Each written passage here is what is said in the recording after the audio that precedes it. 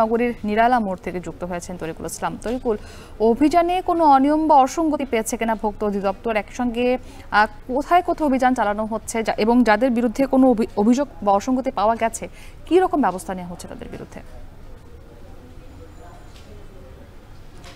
হ্যাঁ, ভোক্তা অধিকার 12টা থেকে অভিযান শুরু করেছে।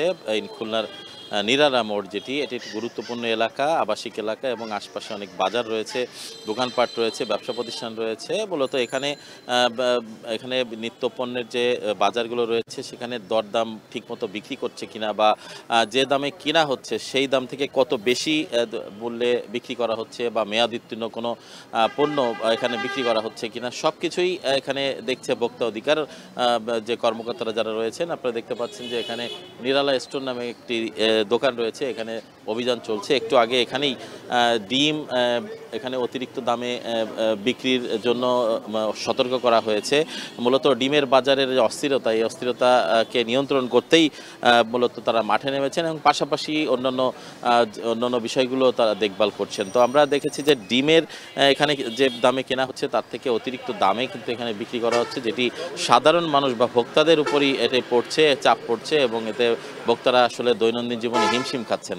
তো মূলত সেটাকে নিয়ন্ত্রণ করতে তারা সতর্ক করে দিয়েছেন কয়েকটি দোকানে এবং একটি নিরালা স্টোরে কিছু অসঙ্গতি থাকার কারণে তাদের এখানে 8,000 টাকা জরিমানা ইতিমধ্যে করা হয়েছে এবং নগরীর বিভিন্ন গুরুত্বপূর্ণ জায়গায় তাদের এই অভিযান পরিচালিত হবে। গতকালও তারা কোয়ে বাজার এলাকায় তারা অভিযান পরিচালনা করে ডিমের বাজারে। সেখানে যে ডিমের বড় বড় আড়তগুলো রয়েছে সেই আড়তগুলোতে তারা আপনারা দেখতে পাচ্ছেন যে সেই আড়তগুলোতে তারা অভিযান চালিয়ে সেখানে জরিমানাও করেছে। দেখতে পাচ্ছেন যে জরিমানা করা হয়েছে নিরালা স্টোরে সেটি পরিশোধ করা হচ্ছে। মালিকপক্ষ ভোক্তা অধিকারের যারা কর্মকর্তারা উপস্থিত রয়েছেন তাদের কাছে এটি পরিশোধ করছে এবং এখান থেকে একটি তারা রিসিটও তাদেরকে দেয়া হচ্ছে।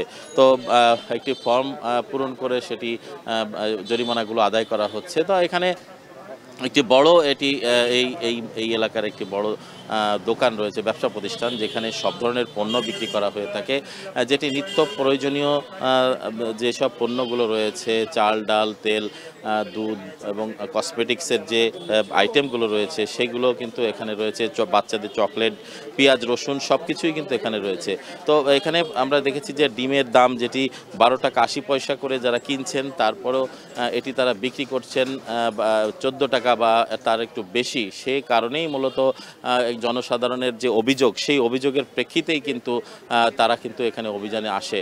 তো আমরা আরেকটু দেখাতে চাই যে এই পাশে দুটো জায়গায় কিন্তু অভিযান চলছে এবং এই অভিযানের পরবর্তীতে নগরীর বড় বাজার বা অন্যান্য পাইকারি যে বাজারগুলো রয়েছে সেই বাজারগুলোতেও তারা প্রবেশ করবেন এবং সেখানে পাইকারি যে দাম রয়েছে তার সাথে খুচরা পণ্যের মিল আছে কিনা, বড় ব্যবধান রয়েছে কিনা, এসব বিষয়ে তারা দেখভাল করবেন। সব মিলিয়েই ছিল আমার কাছে খুলনার নিরালা মোড় থেকে ভোক্তা অধিকারের যে অভিযান এবং এখানে জরিমানা করা হয়েছে তার সর্বশেষ খবর। তরিকুল ইসলাম।